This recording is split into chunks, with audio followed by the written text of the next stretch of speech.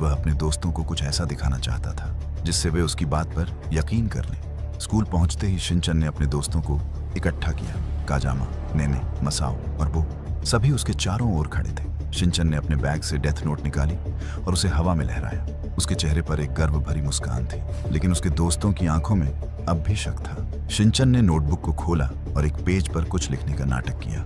उसने अपने दोस्तों की ओर देखा और फिर हवा में एक नकली डरावना हंसी हंसा। उसके दोस्तों में से मसाओ थोड़ा डर गया, लेकिन काजामा ने अपनी बाहें चपेटी और उसे बेवकूफ कहकर चला गया। स्कूल की छुट्टी होने के बाद शिनचैन अकेला पार्क की ओर गया। वह एक बेंच पर बैठ गया और डेथ नोट को अपने सामने रख लिया।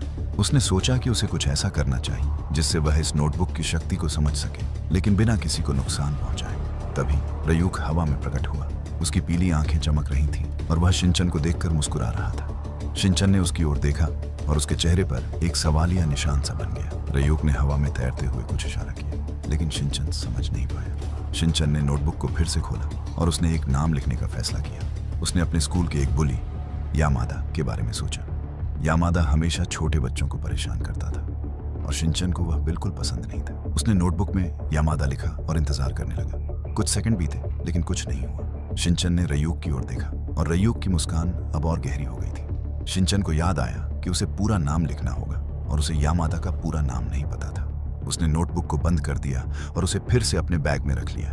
पार्क में हवा तेज हो रही थी, आसमान में बादल छाने लगे थे और हल्की हल्की बारिश की बूंदें गिरने लगी। शिनचैन ने अपने बैग को कंधे पर डाला और घर की ओर चल पड़ा। घर पहुंचते ही शिनचैन अपने कमरे में गया।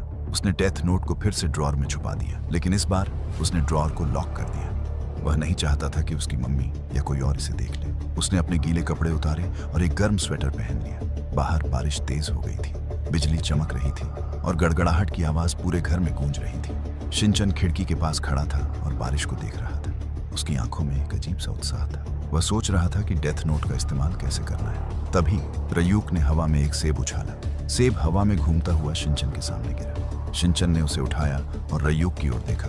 रयूक की आंखों में एक चमक थी, मानो वह शिनचैन को कुछ बड़ा करने के लिए उकसा रहा हो। शिनचैन ने सेब को खाना शुरू किया। उसकी नजरें ड्रॉर की ओर बार बार जा रही थीं। तभी अचानक एक जोरदार गड़गड़ाहट हुई और शिनचैन के कमरे का दरवाजा धीरे धीरे खुलने लगा। दरवाजे के पीछे एक साए जैसी आकृति दिखाई दी। शिनचैन की सांसें तेज हो गई। रयूक हवा में तैरता हुआ उस साए की ओर देख रहा था। ये क्या था? क्या यह कोई नया खतरा था या शिनचैन की डेथ नोट की हरकतों का नतीजा? ये तो आने वाला वक्त ही बताएगा। अगर आपको यह वीडियो पसंद आई हो तो वीडियो को लाइक करें और चैनल को सब्सक्राइब करें। ऐसी और भी वीडियो देखने के लिए प्यारा सा कमेंट करें।